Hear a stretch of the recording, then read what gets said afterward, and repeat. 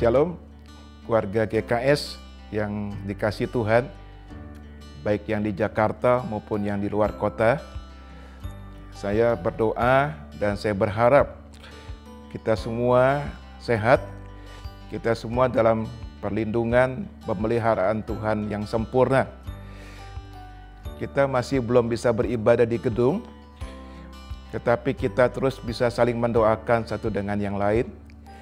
Dan kita masih tetap beribadah online hari Minggu, tetapi saya tergerak untuk di tengah-tengah minggu secara periodik saya akan juga menyampaikan pesan-pesan firman Tuhan kepada keluarga GKS yang saya kasihi, supaya kita selalu mendapatkan firman Tuhan.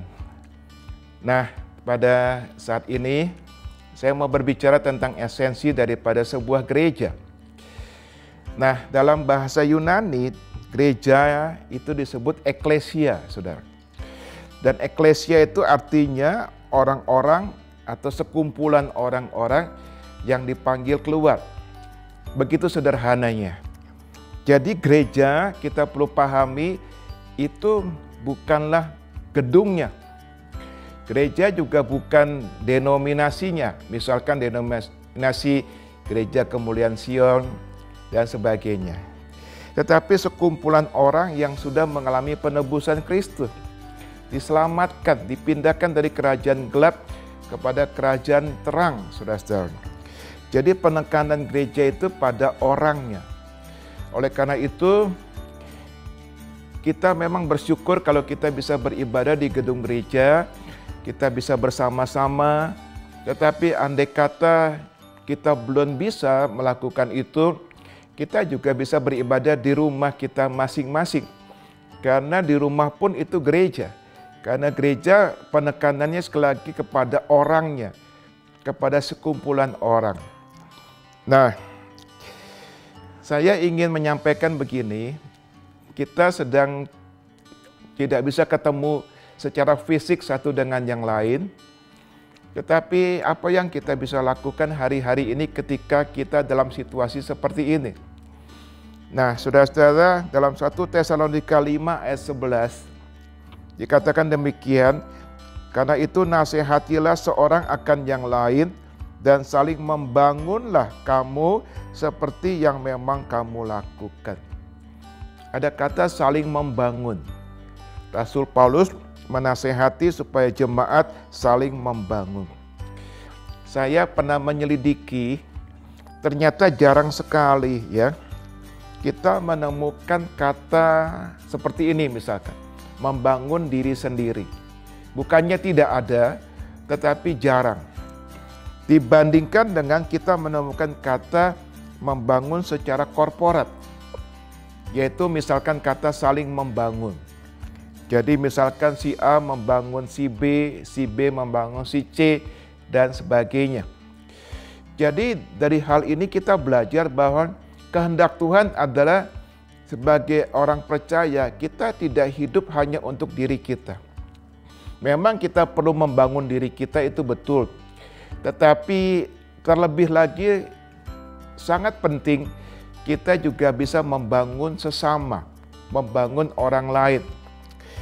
Dalam 1 Tesalonika 4 ayat 18 dikatakan demikian, karena itu hiburkanlah seorang akan yang lain dengan perkataan-perkataan ini.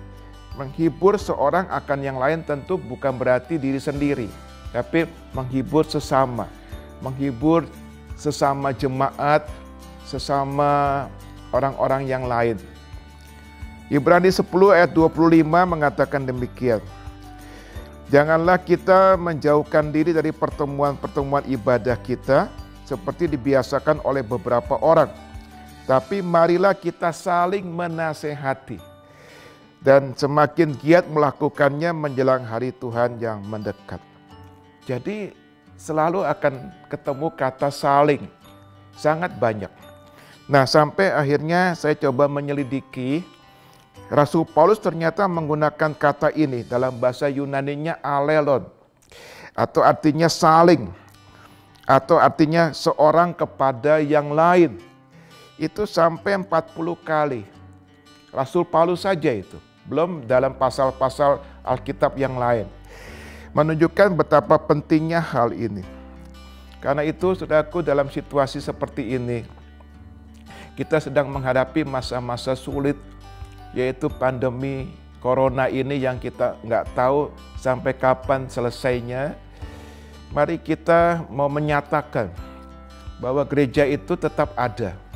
Meskipun kita tidak bisa ibadah di gedung gereja, tapi gereja yang adalah kita itu tetap eksis, tetap ada, saudara-saudara. Nah, karena itu dalam situasi ini kita masih bisa lakukan sesuatu. Misalkan kita saling berkomunikasi lewat telepon, kita masih bisa berkomunikasi, saling mendoakan. Kemudian saling memperhatikan, ya, kita telepon sesama jemaat, kita tanya apa kabar, bagaimana, apakah ada yang saya bisa bantu dan sebagainya. Saling melayani, saling menolong dan lain-lain. Mungkin kita tidak ketemu secara fisik, tetapi lewat gadget kita bisa lakukan sesuatu. Karena gereja itu juga adalah sebuah keluarga. Dan GKS itu adalah sebuah keluarga. Oleh karena itu, himbauan saya dan pesan saya sebagai gembala senior, mari kita tetap nyatakan Gereja Kemuliaan Sion meskipun kita belum berkesempatan lagi beribadah di gedung, kita tetap eksis, kita tetap ada dengan kehidupan dari hari ke hari, di mana kita saling berinteraksi, kita saling mengetahui keadaan jemaat kita masing-masing. Saya berdoa biar di masa-masa sulit ini kita tetap dekat dengan Tuhan, bahkan lebih lagi mendekatkan diri kepada Tuhan. Banyak baca Alkitab, renungkan firman Tuhan itu, dan deklarasikan firman Tuhan. Saudara yang sudah diberikan anugerah bahasa roh, pakai bahasa roh itu, karena hamba-hamba Tuhan besar sudah membuktikan dan menyatakan pengajaran yang mengatakan bahwa orang yang berbahasa roh itu bisa meningkatkan kekebalan tubuh kita. Jadi gunakan alat anugerah daripada Tuhan ini. Dan di akhir daripada pesan firman Tuhan ini, saya mau berdoa untuk saudara semua. Mari kita tundukkan kepala. Terima kasih Tuhan, biarlah secara periodik kami bisa mendengarkan firman Tuhan. Dan hari ini kami membuka hati kami, mengangkat tangan kami kepada Tuhan. Kami minta perlindungan-Mu Tuhan. Kami minta proteksi-Mu atas kami dan keluarga kami. Terima kasih Tuhan. Kami percaya bahwa Engkau Tuhan yang tidak meninggalkan kami.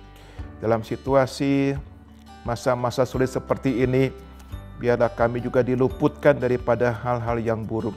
Kami dijaga oleh Tuhan, seperti Tuhan menjaga bangsa Israel di Goshen ketika tulah demi tulah itu jatuh kepada bangsa Mesir. Tuhan, dimanapun umat-Mu berada dalam melakukan aktivitas apapun, hari ini hamba minta biarlah Tuhan sendiri yang menumpangkan tangan atas mereka, memberikan shalom-Mu kepada mereka Tuhan, dan biarlah mereka tetap kuat, tetap merasakan damai-Mu Tuhan, sukacita-Mu dimanapun mereka berada. Terima kasih Tuhan, kami bersyukur, kami tetap Tuhan Yesus selalu ada di dalam kasih setia-Mu dan kasih karunia-Mu senantiasa. Di dalam nama Tuhan Yesus, haleluya, amin. Tuhan memberkati kita semua, sampai ketemu dalam pesan firman Tuhan berikutnya.